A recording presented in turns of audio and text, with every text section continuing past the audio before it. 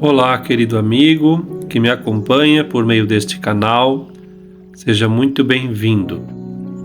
Quero aproveitar nesses dias que antecedem a festa de Pentecostes, esta grande solenidade da Igreja, poder assim também dirigir breves meditações, pedindo também graças especiais sobre nós que, pela força da fé, cremos firmemente que Deus não nos deixou órfãos, nos deixou o Espírito Santo.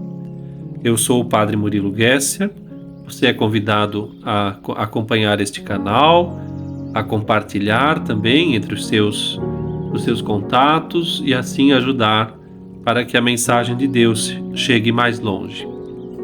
Quero aqui meditar neste maior dom de Deus, que é o Espírito Santo. Na última ceia, horas antes de se iniciar a paixão, Jesus abriu seu coração aos apóstolos que estavam com ele à mesa. Era a hora emotiva da despedida e ele os encorajou e consolou com ternura, dizendo: "Meus filhinhos, por um pouco ainda estou convosco. Agora deixo o mundo e volto para junto do Pai. Porém, não se perturbe o vosso coração. Não vos deixarei órfãos. Como o Pai me ama, assim também eu vos amei. Vós sois meus amigos." E nesse clima carinhoso, de repente o Senhor pronunciou umas palavras que deixaram os discípulos um pouco assim desconcertados. Ele assim disse: "Digo-vos a verdade, convém a vós que eu vá. Porque se eu não for, o Espírito Santo, o Paráclito, não virá a vós, mas se eu for, eu o enviarei." Os apóstolos já estavam sofrendo com essa despedida, mas não imaginavam que essa separação pudesse ser, como Jesus acabava de dizer, necessária. Era um bem que estava guardado ali, junto a essa aparente saída de Jesus. O que será que Jesus quis dizer com essas palavras? E só encontramos uma resposta quando conseguimos entender que naquela noite da Quinta-feira Santa e nos dias seguintes, especialmente a sexta da Paixão até o domingo da Ressurreição, foram aquelas horas, ou melhor dizendo, a hora da salvação ardentemente esperada por nosso Senhor. Esta hora em que Ele completou a sua entrega redentora. E esta era a hora pela qual toda a sua vida vinda ao mundo tinha razão de ser. E Ele levou tudo isso até o fim por amor.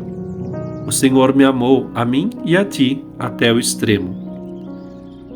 E assim então, no mistério desta hora de Jesus, nós temos como que uma fina transparência e ali podemos analisar a partir de dois viés, de duas faces.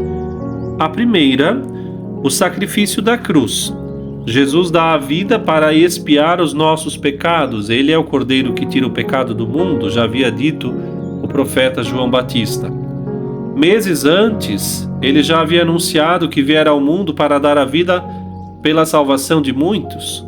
E São Paulo, concisamente assim também disse: "Veio a este mundo para salvar os pecadores."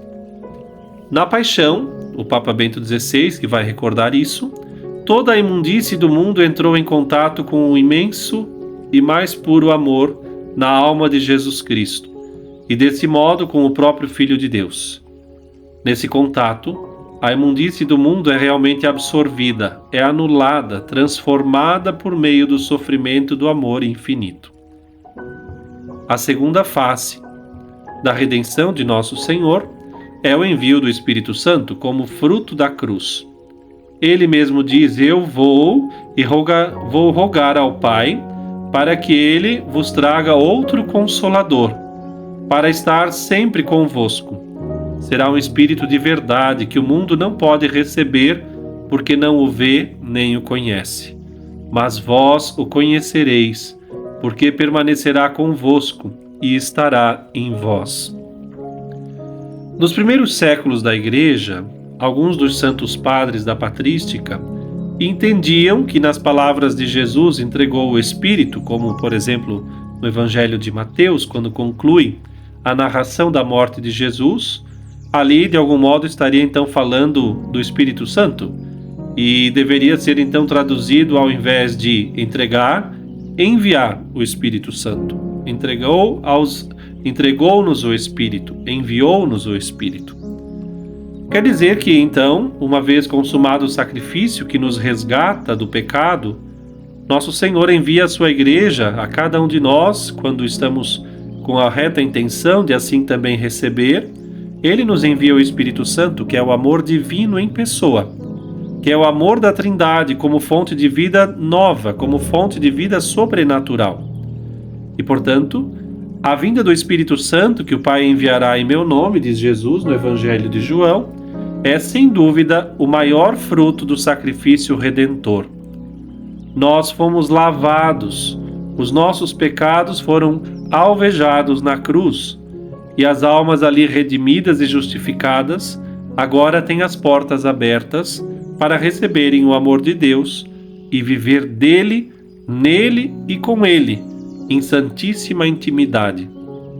São Paulo vai dizer que então a nossa vida deve ser: o amor foi derramado em nossos corações pelo Espírito Santo que nos foi dado.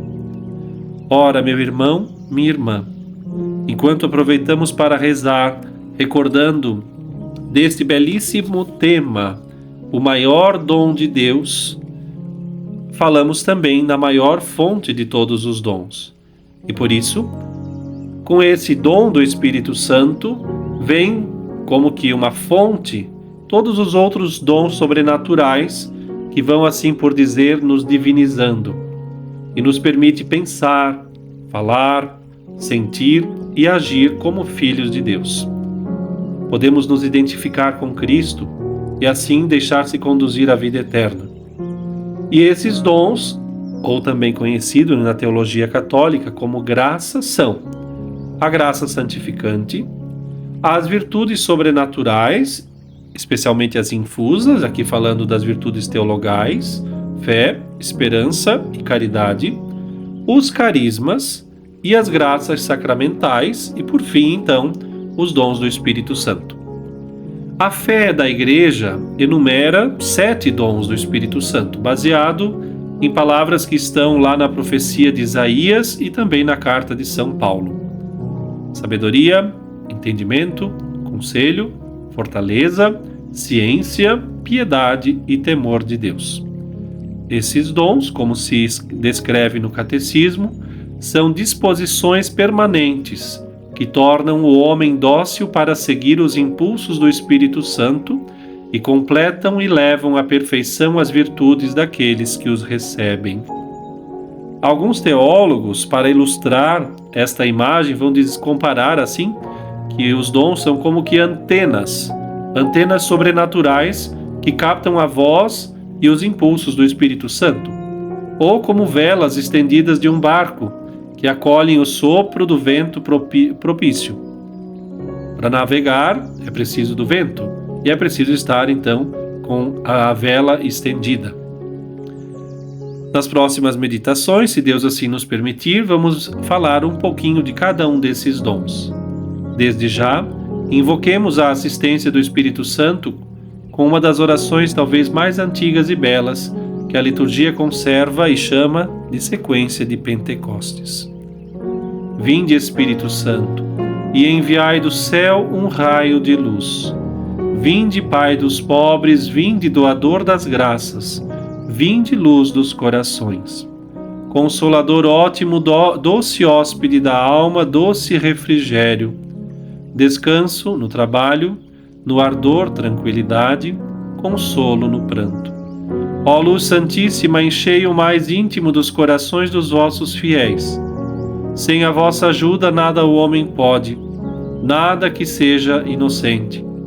Lava o que está sujo, rega o que é árido, cura o que está doente. Dobra o que é rígido, aquece o que está frio, dirige o que está desviado. Concedei a vossos fiéis, que em vós confiam vossos 7 dons sagrados: dai o mérito da virtude, dai o porto da salvação, dai a eterna alegria. Amém. Que nesta semana possamos tirar esses minutinhos e meditar clamando o maior dom de Deus, o Espírito Santo. Deus te abençoe, compartilhe esta mensagem simples, mas feita de coração, para aquecer os corações. Deus te abençoe.